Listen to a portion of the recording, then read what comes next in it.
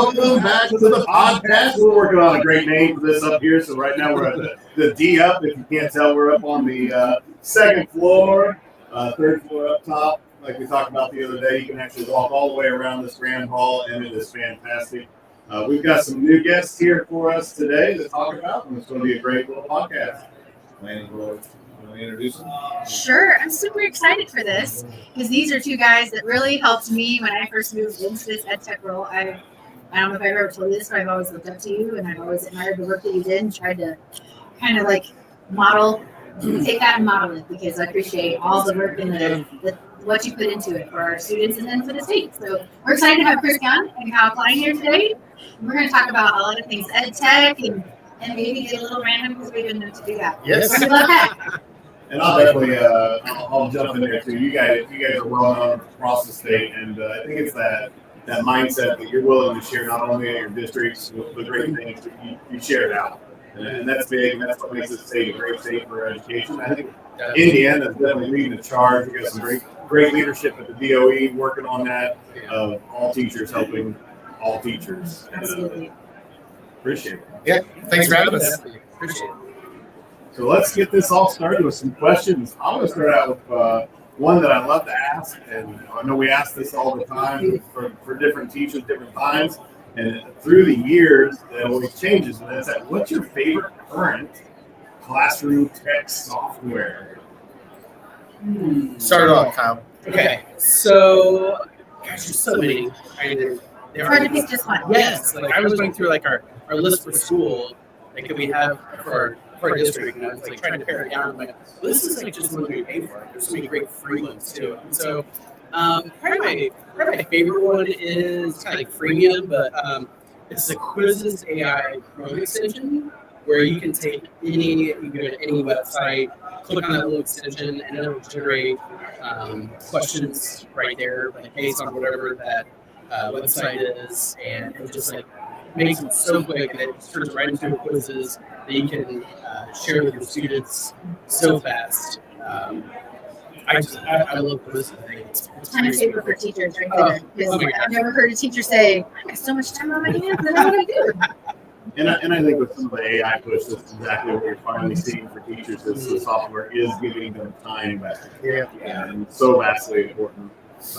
Every little bit of time that you can have to go stand off to the side and work with the student one-on-one is way better than trying to cram out those lesson plans or doing different things. So, what is this AI? So I got kind of a follow-up question. You say you were looking through your list of your district. I know every district kind of does it different with their paid softwares. Right. Do you have a good knowledge base, or how do you guys handle sharing that information with staff? Because as turnover is starting to be a thing in education, Right. You don't know what you don't know. How's best to share all those tools to your staff? How do you get the knowledge? So I'm privileged at my district that every Wednesday I have a PD with one of our schools. So we're small enough that we can do that. We have 5 schools like on the but then the middle school I meet with all like grade levels throughout the month at different times. So I usually throughout the year try to focus on some of the schools we do pay for, so that way we're getting our bang for the buck. We're going to use some of our PDs for that. And then I also, at the beginning of the year, I always share out, not just our new teachers, but to all of our teachers. I have a little tech playbook that I made with slides that has a bunch of information for our district for technology, and they can save that as a Google slide somewhere. But I share that with everybody because it's good even for those that have been there for quite a while. They're like, oh, like, this is the tool I know we had in the past. I wanted to work with. I just didn't have time last year. Maybe I'll try to get it. That's that big piece. That's that big piece of time. Yeah. We've all like this know it's easy how to guys the button color changing or the changing. They're fun to make, but hard to keep current and share. That's the biggest challenge, keeping it current. Chris, we're not letting you off the hook. We're going to go. What's your favorite classroom tech software right now? So this is kind of maybe a little bit of a generic one, but at the same time, like knowing where I came from, it may be surprising that it became that. And I would call myself before, like I was a Google fanboy, right? And so like level 1 educator, level 2 educator, Google certified trainer. I followed after Kurt, became a Google certified admin, and it was a huge deal. And you go to Google, and I was like the Google boy, and Canva, like, so if I want to type a doc, right, like just I'm in a doc and I'm typing notes, I open up Google Docs. That's about the only time where like my first thought is to go to Google.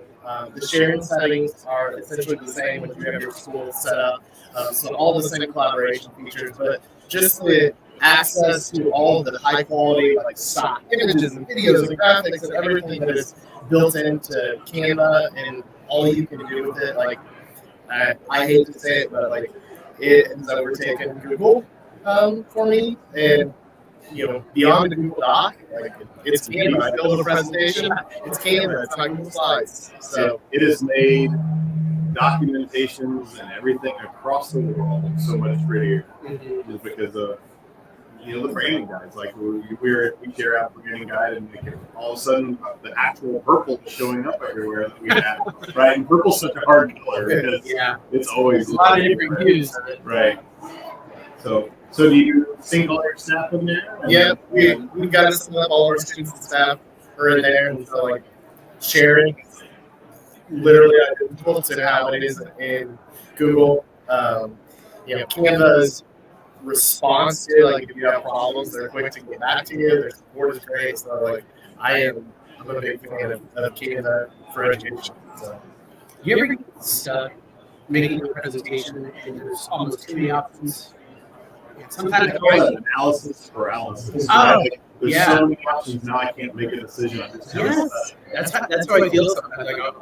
Like I'll just search for an arrow, like a little GIF of an arrow. And I'm like, oh my gosh, it's so big. GIF. You have to have that conversation. It's been a while since I had that conversation. Right? Yes. It's always the peanut butter. That's the peanut butter. Yeah. I always make gifts. Peanut butter brand, by the way. I mean, It's the best peanut butter. like crunchy. I'm not crunchy. how do you spell that brand of peanut butter if I wanted to go and buy that? JIF. That's right. The good. Well, how do you spell giraffe? Almost How do you spell giraffe? J. I think you've been into the weirdest of the days, couldn't you? JIR. Alternative spelling. Oh gosh. Yeah, it's phonetics, right? So both of you were kind of like, I don't know, we're kind of getting to that status where like, oh geez, how long have you guys been in education now? So I graduated college December of 2005, and I started teaching January of 2006. Oh man, I feel And old. I was in the classroom for, I think, 13, 14 years. And it's like, do backwards math. Yeah. So I've been like kind of full-time ed tech for at least 7, 8 years now, I would guess. So It's awesome. yeah. It's awesome. Yeah. So I am just exactly 4 years older than Chris on that. So I graduated in December of 2001 and then started teaching math. I'm the in oldie January of the group here. 2002. You are? I am. I thought I was. No, But you're a baby. That's true. That's true. Well, That's why I made her the quarter. yeah, you're the baby, Yeah. right? I graduated from college in '99. So I started teaching in the fall of '99. All right. Good for you. Yeah. Good for you. And you're still in it. I'm still in it. Still in it. And contemplating what I'm going to do next. So But the job's never done. I mean, No. and if you've been in it that long, and you know where you came from, where you're going. I mean, it's like you talking about Google and how many great things it does. Still does great things, but kind of leads back to that old adage that you got to date technology, not marry it, right. because it does move on and change, and it'll be. It leads into that idea that sounds cliche, but lifelong learning, because the learning is never done. Oh my gosh. And especially right now in education with everything going on, there's so much to learn Right. and plan for, and Which is why we're at HECC. that's right. Yes, exactly. Absolutely. So let me ask you this: are you presenting this year? And then kind of goes back to lifelong learning. This is one of my highlight conferences to present at. And I decided this year that I did not want to present. because I needed to go to sessions and learn and, be sort of practice what I preach, the things that I'm telling, our teachers that we need to do. Like, if I come to a conference and just present all the time, I'm confined to those walls, and there's other things to learn. And talking about being an OG, there was once a time where we were like new to the scene, and so there's other people with great ideas, and so like I'm excited to just go and learn this year. I think the term he's looking for is the new normal. Right. I heard that somewhere once. Some smart guy. Yeah. I'm in the same boat actually as Chris. Like, we were looking at the Twin Lakes to get the digital learning grant, and so I wrote four people to go from my district to HECC, 4 to go to ICE and some other conferences. And so I'm like, you know what? I'm actually going to be a little selfish this year. I'm going to use one of those spots because I want to learn. And that was my thing last year. I did the 4 hours so I could get it in free. So everybody else, like, we could bring last year we were like 8 people from my district plus myself. So I got it free. So, but then our daughter, like, let's see, I was sitting at 11:30 on Wednesday. During that presentation, I get a text, "Hey, we gotta go home because Cody broke her wrist in PE." Right here. So I presented this all of the afternoon Wednesday. We came back this morning and we were like a little bit late, so I missed some time then. And I'm like, you know what? I just want to spend time. I want to learn. There's so much. Diane said that there's so much to learn. It doesn't matter where you are, top, middle, or bottom. You're never going to learn it all, but I try. And there's this year the session titles. I really have FOMO because as board members we can't go to sessions, and so I thought, oh my gosh, I really want to go sneak in and see some of these because there's a lot of great sessions.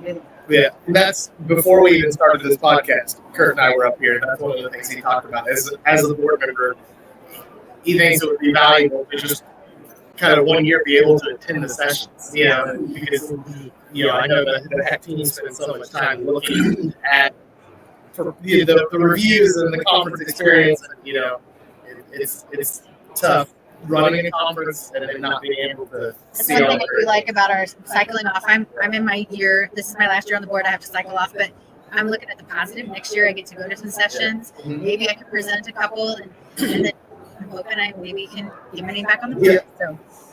It's always funny when you get into presenting game and you're looking at the schedule and you see where you're presenting and you're like, oh, I wanted to go to the second. Yeah. I can present and go to the second. Yeah, that's the other thing. We got great people in Indiana to come in and present. We have a lot of great content going.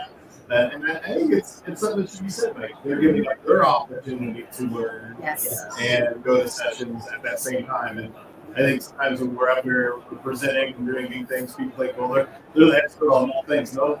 Everybody in this room is still learning. Hopefully learning from one another. And even if I present on something, man, I don't know it all.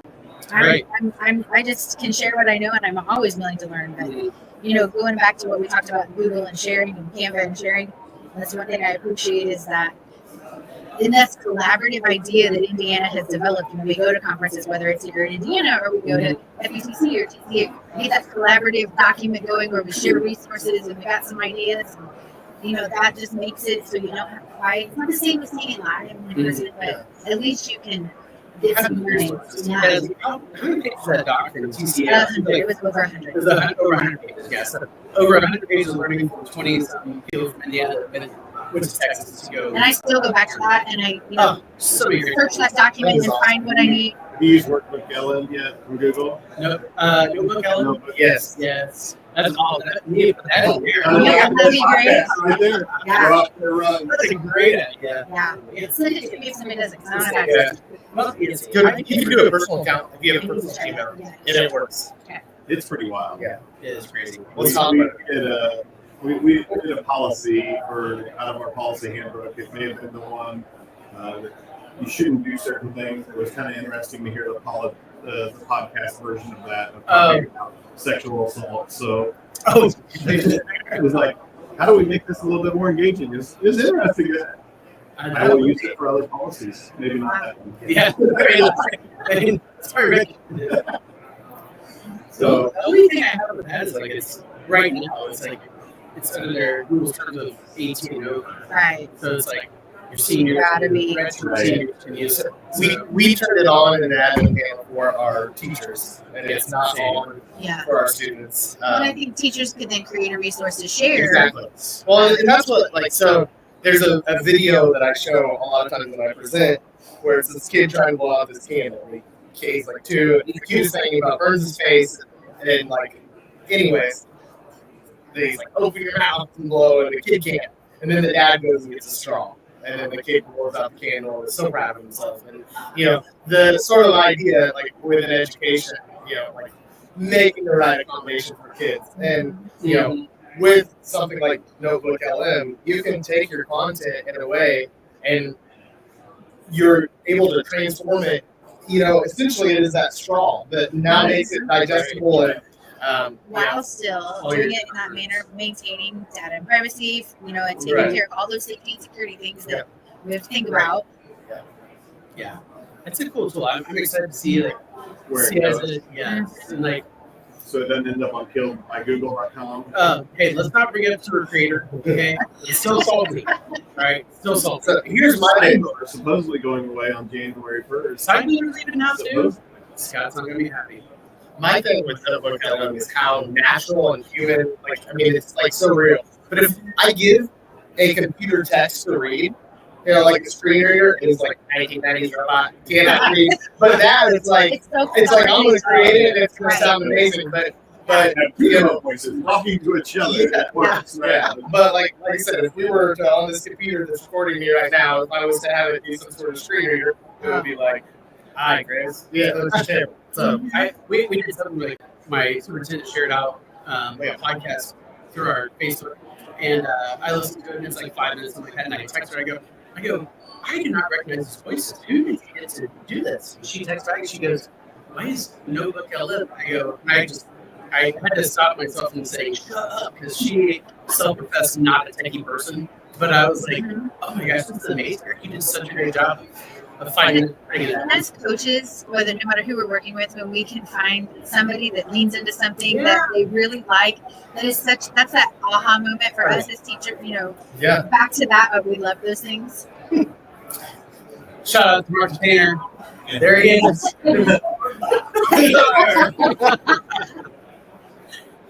So And I'll give a shout out what we're giving a shout out to. Sean Mahoney brought Notebook LM to me and was able to help do our policies. And we really do try to do reviews of our policies throughout the school year for our staff. And we're thinking, I mean, it's problematic. Yeah. Podcast. And it's wildly more engaging. Yes. That's such a great idea. Yeah.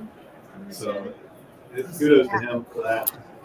Yeah. So what other tech has changed the classroom the most in the last calendar year? Wireless mouse. Wireless mouse. And a good wireless speaker goes a long way. Makes a lot of text. I mean, Obviously, anything that's AI driven, I think. And I know we've already talked about Canada already, but like it's still like more and more teachers keep finding it the ease of use. I mean, our school are just our teachers, a lot of our, especially our elementary, have like their daily slide of their to-dos and things like that. I've found over the last year that so many more are now doing those in Canva and presenting those. So like we have our middle school, they use Canva for posters up around the school. You know, each of our schools' Facebook pages now have like Canva posts and things. I mean, to me, I think that's like the one that's most universal. so easy to use. Right. It's so easy to use. The girls. Yeah, Yeah. The ease that you can share out and integrate that you can share out and integrate and learn to use it. And the AI tools have really gotten fantastic. They're just I know fantastic. Chris has like a background with photography and can do all that stuff, but it's the time. It's the time. Like you could spend, when we were first presenting stuff, we had these slides and the Google side. You'd spend like 45 minutes making the slide look like you do in Canva when you click the button. Yeah. Right. You know, to be able to pull those elements in and do different things. So Yeah, from the photography side too, the design, like the prior to the background removal tools, like I would go into like Photoshop and it would be to cut out one person would take me 30 minutes, and it would be hard to get it perfect. And now with a click of a button, you just remove it's wild. Kind of reminds me of the green screen, right? When the green screen first came out, you had to have all these tools, all this software, and now you do it on your iPhone. Yeah. Right, and you don't have a green screen. You don't need it anymore, right? I would go to the library and get the butcher box paper, green. Tear it off, tape it on the wall to have my cheap. But at least it was a green screen, and now you just right on the device. The problem is my desk chair. Now I got it from a neighbor. It's a tall back, so it has a headrest here. It's a dark green. It's like an olive green. Now when I go into Google Meets or Zooms and I choose a virtual background, it's not just moved around my head. It's this whole block around my head. Now I want to get on a Google Meet with Kyle. It's just the heat radiating out from my head. That's what's doing it. So how have you seen AI used in the classroom, and what are some of the best practices you've seen with AI? Because of course that's all over the place in classrooms. So a specific, if you want to talk specific tool, and it's in Canva, our teachers use Magic Media a lot. And Magic Media is an app within Canva that allows you to basically type in a scene or whatever it is that you want to create, and it will create that. And so, ranging from our youngest learners that are learning about setting, right? And so they'll read a story and then they will type in and create a setting, of that story. And instantly, you type that in and you get 4 options from images. And that is a really cool tool that from K to 12, truly, that our teachers use and our students love. The one sort of caveat on it, especially you pushing it in the classroom and seeing with youngest users, is they'll want to type in LeBron James playing Fortnite, and it's not going to do LeBron James and Fortnite as top, but you have to kind of train them. You would say a basketball player playing video games, and so there's a learning to how to manipulate the tool to produce what you want as well, which is kind of fun. Magic Media is an AI tool that is getting a lot of use in our classroom. I would say we use between School AI and Magic School. We've used some personal tutors, and so one of the coolest experiences I had was when one of our 5th grade teachers did. They were learning the Revolutionary War in social studies, and so we set up this chatbot, and she had it with her kids, and her kids were going through it. We were just walking around. She's like, I walked in, I think I started. She's like, it's and I go, is there any communication? They are so intent on communicating and asking the questions. So we were walking around, and the teacher was like, I had one girl type in, were there any female spies? And during Revolutionary War, and so the conversation, they're talking about, yes, there are 3 main spies, they can't remember the names, but they're talking about the girls just having this conversation, her own individual question with this chatbot. There's another kid that I saw look over the floor, and they were asking how was the food? If you're a soldier, what kind of food did you eat? And so they went into the different types of food. Makes it that much more personal, right? Those are the personal questions being answered in real time, right? Yeah. Making it more meaningful and valuable for them. Yeah, definitely. Let's step away from AI a little bit. That comes up a lot. Let's ask this. If you could totally host an out-of-the-box tech session or a PE session, no minutes, nothing off topic, what would you present? You go. I'll take it. And I'm going to steal because this is Kurt's idea. So back in the day, I was younger. Back in the day, it was back in the day. We were not OGs at that point, and we were together. The 3 of us worked on a project with the Indiana Migrant Ed program, and we got a lot of professional development. We were leading professional development, and Kurt had the idea of PG-13.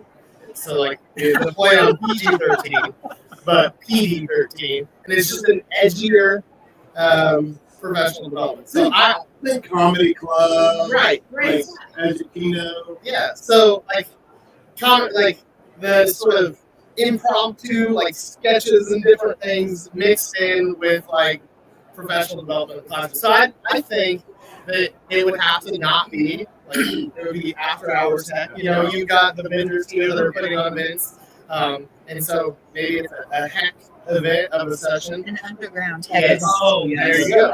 Underground lighting, bad lighting like I have right now.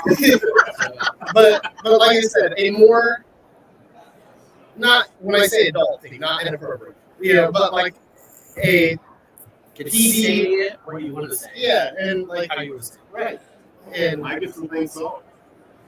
No problem. Yes, absolutely.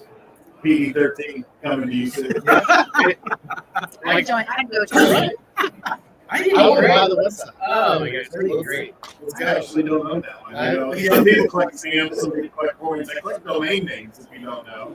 I appreciate when you told me. I was gonna say, have you ever owned I have KyleKline.com? Kline.com. I had to sell that one. Some of the redirects I for that own website. a lot of others. I'm learning so much. Those redirects did not always go where they wanted them to. So. Yeah. How did KyleKline get KyleKline.com back?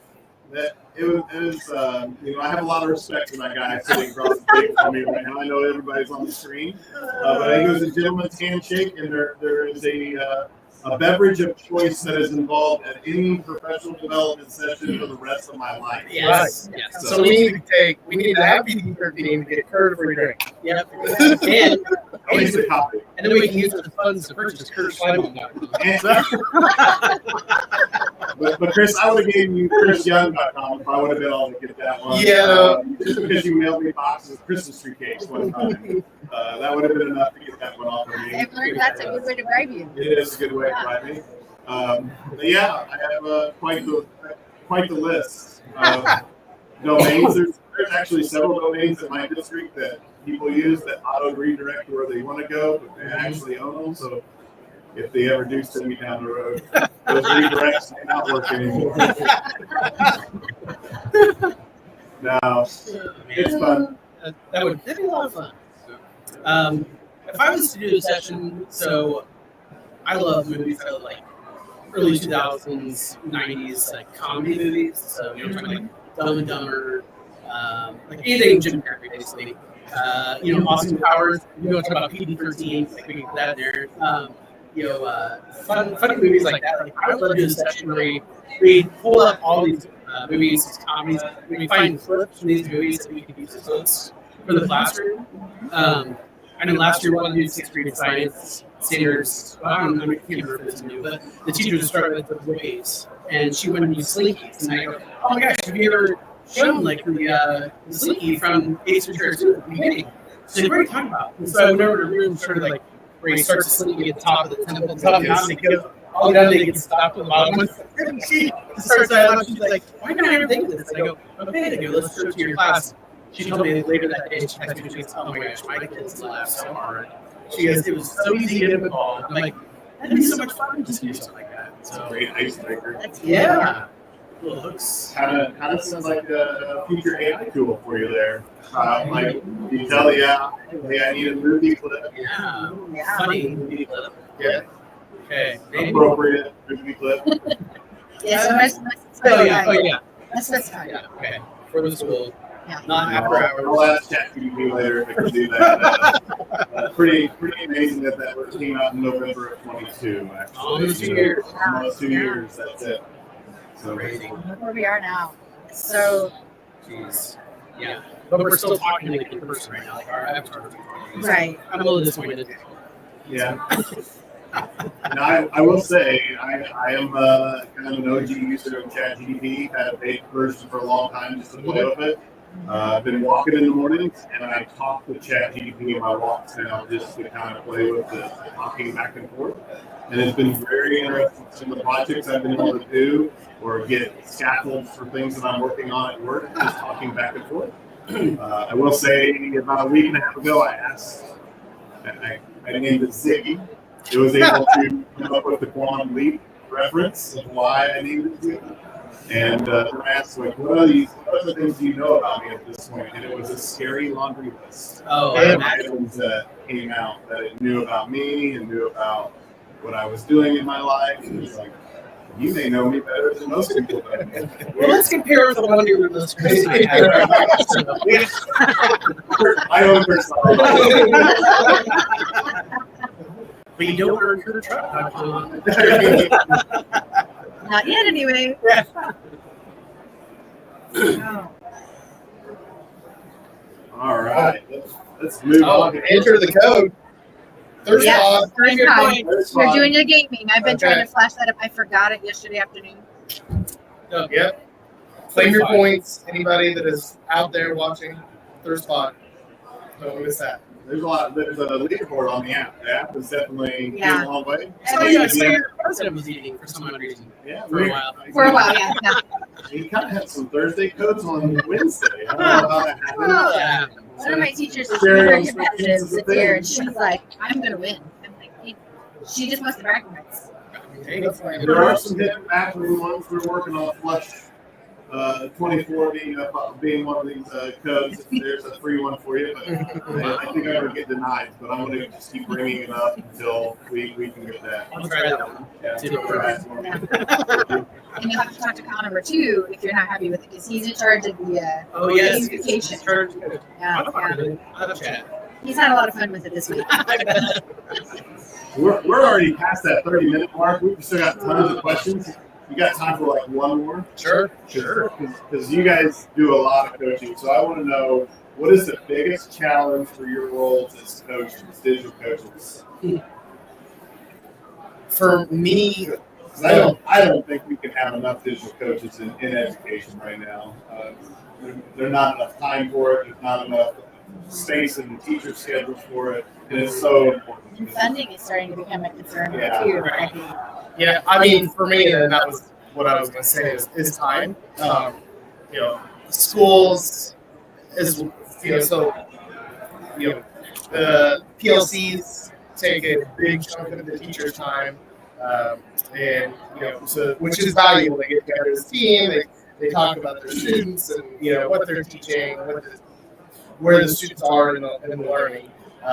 But with the big initiative on that, getting into the teachers is somewhat of a challenge. That being said, I do hope, with AI, especially how good it is with data, that some of those conversations that there will be an education tool out there that can say this is exactly where your kids are, this is exactly where they need to learn. And so then, rather than spending as much time on what the students know, it's about the student themselves. Remediation, not We can necessarily personalize pulling things the for them. data, And, yeah. right? And I think there's a misconception of some of that PLC of all that back end work to pull the data to be able to find the remediation Right. need. Right.